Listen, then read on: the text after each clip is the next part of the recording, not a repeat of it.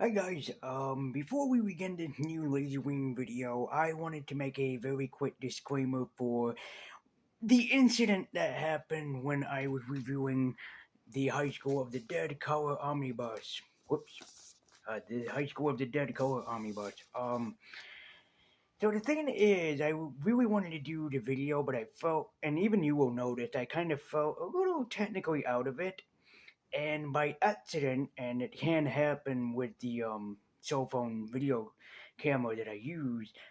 If I pause it way too much without basically just taking a little bit of a breather, um, it kind of glitches up, which has me to stop the video. This has happened, as I said before, with the Power Rangers Zeo Top 10.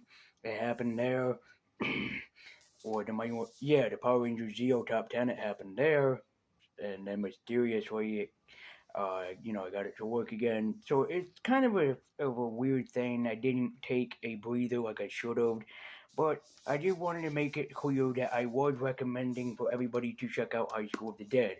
Whether or not you follow me and that, like the color omnibus is quite good, and in my opinion, it's kind of better than the usual, particular black and white manga artwork or art style. That is completely up to you. But it's just my opinion that I do love the color omnibus, and I recommend checking it out. It's very cheap. You can get it almost anywhere for even cheaper than what it says on the back here, which is $60. I paid like $30, I think, for this. So I'm just trying to say, check it out. My sincere apologies. I was just trying to reference it to everybody, and I was hoping that you would stay tuned for this Lazyween. So I don't. So please don't keep, like making fun of that video or questioning me what happened. That's what happened. It was an accident, and by an accident, not by design. I wanted the video to go on just a little bit longer, but then when that happened, I just decided to give up because I didn't feel like going back through this video again. So my sincere apologies, and I hope that in the future, especially for Lazyween, that this won't happen again. That even if I have to, I will force myself to take like a few minute breaks in between, so that way there I can make sure that the video will be done properly. So with that out of the way, happy Lazyween. Happy October, happy spooky month, or whatever that you want to call it. And please enjoy this new Lazy Wing review. I just wanted to clear the air with that, so please enjoy this Lazy Wing review. Demons, bloodsuckers, monsters, more specifically vampires, should fear the name of this man, for he was born with immortality. He was born to board the line between human and monster. This man is a legacy that walks in between the line every day. They nicknamed him the Daywalker, the Dampire, the Inbreed, the bastard vampire of them all. Yet this man held only whispers throughout the names of vampires everywhere, for only those who live should fear the sting of his silver sword. Wherever there are vampires, wherever that there are people in need, he will be there to assist you in any other way. Welcome to Lazy Ween, and welcome to a Lazy Ween review of the one and only.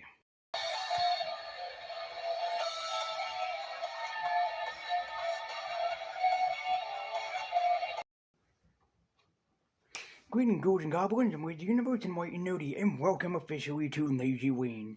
For this month of October, we're going to be taking a look at horror-themed anime, movies, manga, or maybe comic books, with a special top 10 on Halloween to end it all off.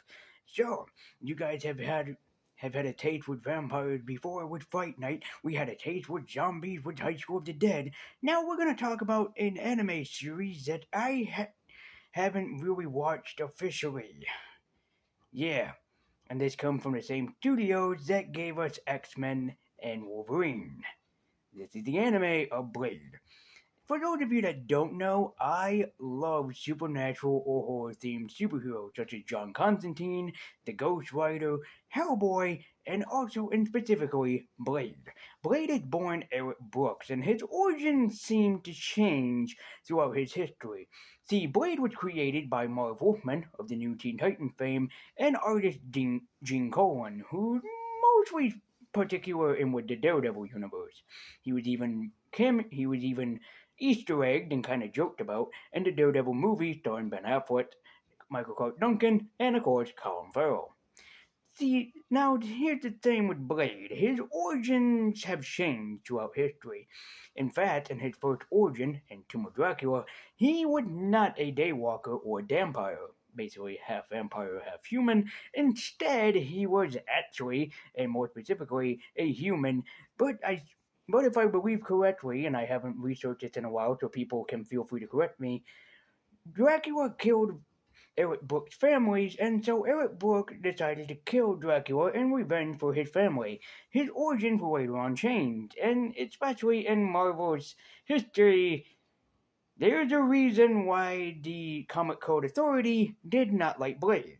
Blade was foreseen as a drug user, and especially you can notice that when Blade takes his serum, or antivirus, so to speak, where he becomes where he tried to down the virus of the vampirism in his body to withhold the bloodthirst. Because if you remember, in the later origin of Blade, he inherits everything.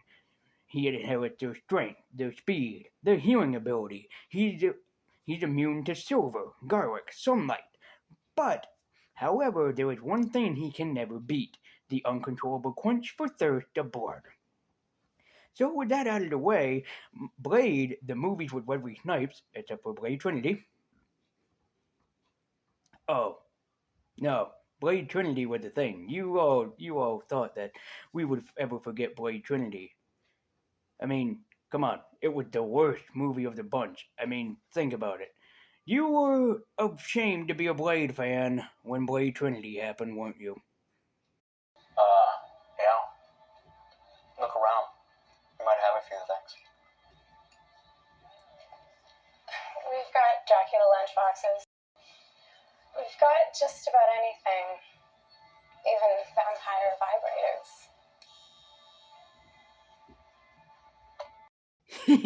Yeah, Blade Trinity fucking sucked. And I mean, really sucked. Go and watch Blade 1, the 1998 movie, which celebrated its 25th anniversary this year, so we can also celebrate it by reviewing this anime, because this anime borrows a lot of things from the Blade movie.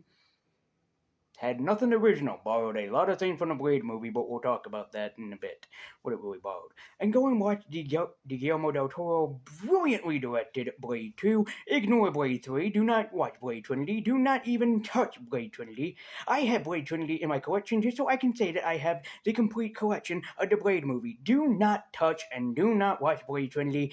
You have heard it from your fellow white and nerdy boy. Touch it, and I will send Wesley Snipes after you with his katana. Anyways, the 2012 Blade series or the 2011 Blade series came out around the same year when Iron Man, the X-Men, and Wolverine was released. I talked about the X-Men and Wolverine being incredibly boring. More specifically, the Wolverine anime was the most boring I've seen of the three so far. So does that mean, well, out of the three that I own, I haven't seen Iron Man. So does this mean that Blade shares the same fate? Unfortunately, yes, but not for the most part. I will get to that eventually. But Blade the anime kind of is saved for one very good reason. Again, we'll get to that. But the Blade anime, for the most part, like I said, copied off of a movie that came out way before it. Now, while I don't mind them copying something from the infamous David S. Goyer film, this anime should have done something completely all on its own, so let's quickly glance over the anime. Blade the anime began by giving us youth to the Blade character, and while you would think that I would complain about that, that's actually something that's very nice to do for the anime. There is possibly a lot of Japanese natives who do not know Blade's origin, so having this involved in the film, or anime, is a nice touch for the anime to do. In fact, Blade's mission throughout the anime is no different than his mission in the movie: hunt down Deacon Frost and get his revenge for what he had done to his mother from years past. But unlike the movie that came before it, this anime actually has some pretty interesting characters, such as one, Hisako, who is a Japanese vampire hunter. You stink like a wet dog, lover boy. What? You could take a bath in that cheap perfume, and you'd never cover up the smell. There's also a Blade mentor in this series, Noah Van Helsing. You heard me right, not Whistler, Noah Van Helsing. Hunter as well. Only my quarries happen to be vampires. Van Helsing. I wanted your last meal to be special, so tonight you dine on the. I can say that with all sincerity, I didn't mind this subtle change. While yes, I loved Chris Christopherson as the amazing Abraham Whistler from the original Blade trilogy, I do have to say that I do not mind the subtle change in having him be trained by Van Helsing. It makes sense. I had to stop and think about it the second time, which is the time that I'm doing this review of, to actually think about it, because it makes sense for Noah Van Helsing to train Blade. Blade is not just a vampire hunter. He is in fact a monster hunter, because he hunts more than vampires, though the vampirism is what makes him so famous in the Marvel Universe and the Marvel Cinematic Universe in a total. No, I still don't know when we're gonna get that Marvel Blade series that they were talking about. Still waiting on that, Marvel. You hinted an Easter egg at that a long time ago, and I'm still waiting on that. But with these new side characters, including a puppy snuppy named Razor, he's not really that important in the series. He showed up in the 95% majority of the episodes, kind of. But they have a puppy snuppy named Razor. Served no purpose in the whole entire thing, but whatever. So, is this anime spared from being bored? Or having me suffer from boredom? Well, the vampire idea of having them travel around the globe and face other vampires from other regions across the globe or other countries is a unique idea. I have to say, Blade for the plot, just him going after Deacon Frost, which is the mostly majority of the fucking first movie, for God's sakes. Unfortunately, no, the anime is still pretty boring. Because all it has is Blade going after different vampires in different countries to go after Deacon Frost. Technically, if this was the first movie, it would be shared beat by beat, technically.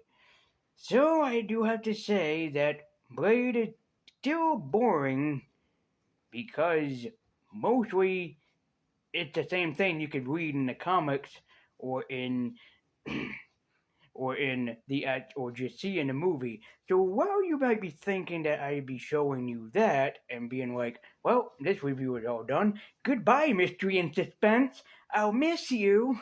If you don't know where that joke come from, that is your fucking problem, not mine. And it is from one of my favorite horror-themed reviewers on YouTube, and he is freaking hilarious no matter what review that he puts up. I don't care if you understand that reference or not. Goodbye, mystery and suspense. I'll miss you. The one thing that spares Blade from being as boring and mind-numbing as X-Men and Wolverine is what they did to characterize Blade. Blade's character throughout the origin is fan-frickin-tastic, and it gets better within every rewatch. We know what Blade wants, we know who he's after, and the fact of what he's trying to do makes him all the more sympathetic. See, Blade wasn't raised by his mother. Blade was raised by a friend of his mother who worked in the same prostitution or whorehouse where his mother used to work before she had him.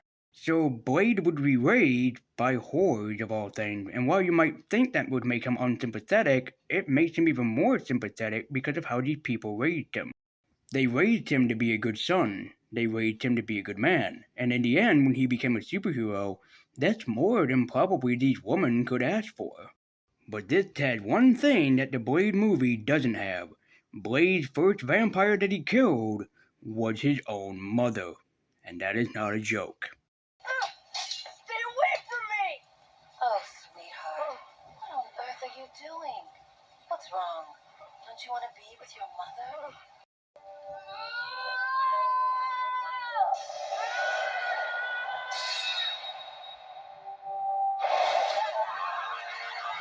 The anime also answered pretty creatively into why Blade is mostly acting like a Ronin or a samurai, because he was trained by a Japanese master.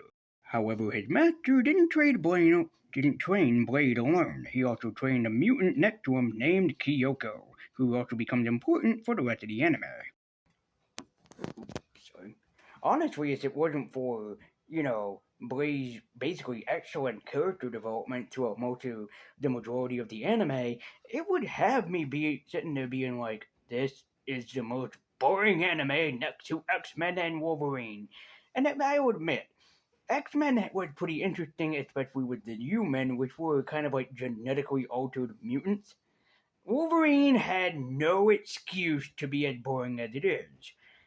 And while I said, and I'm not going to show you because it's kind of dumb, but while I have said that most of the episode majority is Blade hunting down vampires, which is what he does in the comic book, so I can't honestly complain, but it is kind of boring to see him do the same kind of attacks over and over and over again.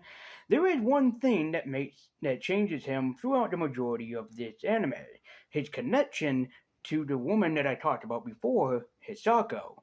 Now, see, I didn't bring this up, but Blade killed Hisako's father. So Hisako wanted revenge against Blade, just like Blade wants revenge against Deacon Frost. But, did you. But, there is a connection between the two of them, and it becomes more of a love connection. See, Hisako, whether she knows it or not, brings out the best in Blade, and really brings out the humanity that he seemed to have lost the day that his mother was killed. See, at first, Hisako just joined Blade on for the ride, but then she later on figures that Blade's right, that vampire scum need to be getting rid of. But it's Hisako who eventually changes Blade's way of life and the way that he looks at the world, quoted best by Wolverine himself in a later episode. Still, there was a time, once. I didn't really mean all that crap I was giving you before. Stick with him. You're good for Blade. Even I can see that. I honestly love how that line comes straight from Wolverine or Steve Bloom himself, is that, yeah, Blade is a monster, true and true, but Hisako brings out the best in him, and Wolverine could see that in the crossover episode of Blades and Claws. So it really makes sense that, in all honesty, that Wolverine would see the best in Blade because Wolverine understands what it's like to lose a loved one, since this is kind of coming off of the Wolverine anime. And why couldn't we have the Wolverine scene in this crossover episode in the actual anime? I will never know. So, before we end off the review, I'm not going to show you everything that this series borrowed off of the original movie, but let's take a look at just a few things it copies off from the original movie, shall we? Ladies and gentlemen, it's time for the similarity game. Play yourself at home and judge for yourself if these scenes seem oddly familiar.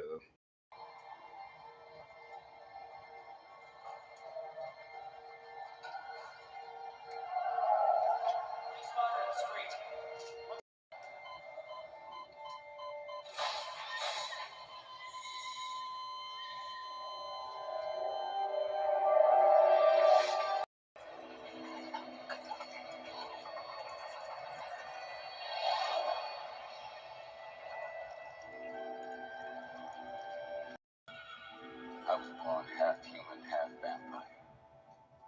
I share many of their traits, but not their greatest weakness. And that's all the similarities that I can show you because my camera is currently dying, so I'm going to recap this very quickly. Blade is an awesome anime. It really deserves more of a cult following than probably it already has and give granted to. So that, and also with a great villain arc for Deacon Frost. Even check out his backstory. It is really intimidating. So with that out of the way, Blade is an amazing anime, and it's definitely a stand-up to X-Men and also Wolverine as being boring, but yet having the best character development and villain arc of the entire damn series and the most creative.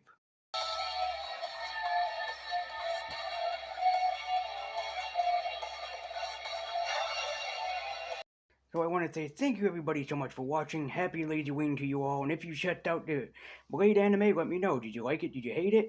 Also, please be sure to like, comment, and subscribe. Follow me at Twitter with the link in the description down below to see more Lazyween videos that I'm going to do. And I think that this coming Friday, we're going to go and hang out with a psycho. So thank you guys so much for watching. I've been Lazy Universe. I've been White Nudie. Keep eking on. And as always, guys, take care and stay spooky.